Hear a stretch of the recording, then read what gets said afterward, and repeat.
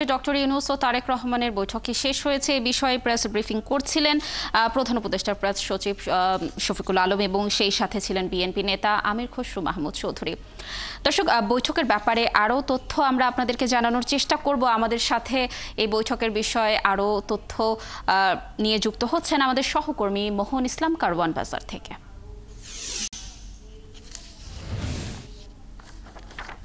মোহন, বৈঠকের আলোচ্য সূচি তো সম্পর্কে কোনো তথ্য রয়েছে কিনা জানাবেন, এবং প্রায় 1 ঘন্টা 35 মিনিটের একটি বৈঠক হয়েছে।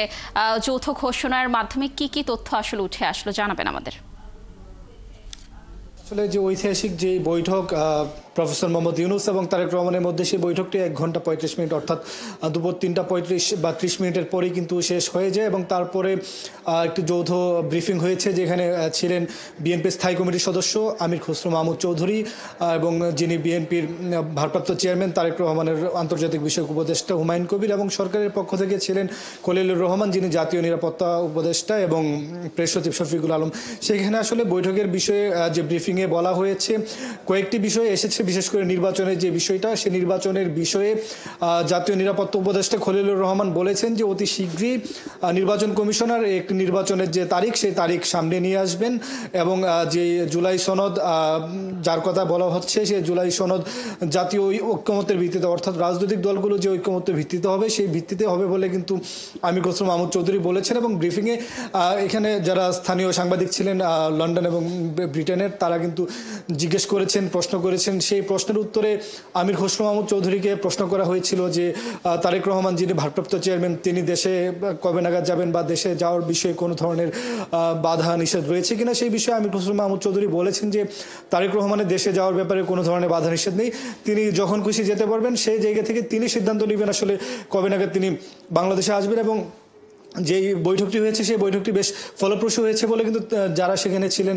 তারা কিন্তু উপস্থিত, তারা উত্তর দিয়েছেন। এই বিষয়গুলি বারবার সামনে এসেছে যে বিশেষ করে নির্বাচন সংস্কার, যেই সংস্কারের কথা বলা হচ্ছে, জুলাই যেই আপনার সনদ অর্থাৎ চার্টার, সেই চার্টারটা কবে নাগাদ হবে এবং জুলাই মাসের দেওয়া হবে বলে প্রধান উপদেষ্টা বলেছিলেন, এবং সেটা কিসের ভিত্তিতে হবে। সেই জায়গায় কিন্তু আমির খসরু মাহমুদ চৌধুরী বলেছেন যে সকল দল, যেহেতু আপনারা জানেন ঐক্যমত্য কমিশনে সবার অভিমত জানিয়েছেন, সবার ঐক্যমত্য হিসাবেই সেই সনদটি করা হবে। এবং সবথেকে গুরুত্বপূর্ণ প্রশ্ন রেখেছিলেন যে আগামী জাতীয় যে ত্রয়োদশ সংসদ নির্বাচন রয়েছে সেই নির্বাচনের বিষয়টা আসলে কি আনা যায়। সেই জায়গা থেকে কিন্তু বলেছেন যে খলিলুর রহমান যিনি জাতীয় নিরাপত্তা উপদেষ্টা, তিনি বলেছেন যে অতি শীঘ্রই অর্থাৎ নির্বাচন কমিশনার সেই বিষয়টি আসলে দিবেন। এই বিষয়ে আসলে রাজনৈতিক দলগুলো বিভিন্ন কথা বলবেন বা বলছেন। আমরা এই মুহূর্তে একটু আমাদের সাথে যুক্ত করিয়ে নিব যিনি নাসিরউদ্দিন পাটোয়ারি, এনসিপি জাতীয় নাগরিক পার্টির মুখ্য সমন্বয়ক আছেন। তিনি আপনার থেকে একটু জানতে চাই যে আপনি দেখেছেন যে প্রধান উপদেষ্টা এবং তারেক রহমানের মধ্যে একটি বৈঠক হয়েছে, সেই বৈঠকে আসলে অনেকগুলি বিষয় সামনে এসেছে, আপনি শুনেছেন নিশ্চয়ই। বিশেষ করে নির্বাচন, বলেছেন যে খলিলুর রহমান অতি শীঘ্রই নির্বাচন কমিশনার নির্বাচনের তারিখ ঘোষণা দেবে। আপনাদের আসলে দলীয় ভাব আপনার জায়গা থেকে কি প্রতিক্রিয়া? প্রথমত, দলের চেয়ে হলো দেশ বড় এবং জাতীয় যে স্বার্থের প্রাধান্য, সেটা আমরা মনে করি যে প্রতিশ্রুতি সেটা এই বৈঠকে আসে নেই। আমাদের যে সংস্কার এবং বিচার এবং জুলাই যে সনদের আমরা দাবি জানিয়েছিলাম, সেই বিষয়গুলো আমরা এখন স্পষ্টত বাংলাদেশের মানুষের কাছে কোনো বার্তা পাইনি। এবং বাংলাদেশের মানুষ চেয়েছিল শহীদ এবং আহতদের রক্তের উপরে দাঁড়িয়ে বাংলাদেশের মানুষের জনগণের পক্ষে এই সরকার কথা বলবে, কিন্তু এই সরকার বর্তমানে একটি পক্ষপাতমূলক দলের বিবেচনায় গিয়ে কথা বলছে। ফলত জনগণের যে আশা আকাঙ্ক্ষার প্রতিফলন সেটা আমরা দেখতে পাচ্ছি না। তো সেই জায়গা থেকে জনগণকে সাথে নিয়ে ঐক্যবদ্ধভাবে জনগণের যে কথা সেটা নিয়ে ভবিষ্যতে আমরা মাঠে যাব, সে প্রত্যাশায় আমরা আছি। আপনাদের কি প্রত্যাশা ছিল আজকের বৈঠকে আলোচনা হবে এবং কোন প্রত্যাশা আসলে কোন প্রত্যাশাটা আপনাদের ম্যাচ করছেন আপনাদের এক্সপেকটেশনের সাথে, একটু যদি ব্যাখ্যা? আমাদের 5 তারিখে জনগণ একটা জানান দিয়েছিল, আহত যারা শহীদ ফ্যামিলি আছে তারা জানান দিয়েছিল যে বাংলাদেশে একটি বিচার প্রক্রিয়া প্রয়োজন, যারা ফেসিস্ট যাতে রিজিমটা না থাকে, এই ধরনের একটি পরিবর্তন। এটাতে আসলে বাংলাদেশের জনগণের একটি মৌন সম্মতি রয়েছে। ফলত এইখানে যে পক্ষগোষ্ঠী দলগুলো রয়েছে তারাও এই বিষয়ে সমষ্টিকভাবে হলো একটি সিদ্ধান্তে আসা উচিত ছিল। তো সেটা আমরা গত 10 মাসও দেখতে পাইনি, এখনো দেখতে পাচ্ছি না, এবং সেই পরম্পরা যে প্রক্রিয়াটা রয়েছে সেটাই কিন্তু চলমান রয়েছে। অর্থাৎ গত 3 দশক বাংলাদেশে যে পরম্পরা প্রক্রিয়া বাংলাদেশ চলে আসছিল সেই একই প্রক্রিয়া কিন্তু বাংলাদেশ দাবিত হচ্ছে। ফলত গণ অভ্যুত্থানের যে আশা আকাঙ্ক্ষা ছিল সেটা ব্যাহত হচ্ছে আমরা বলে মনে করি।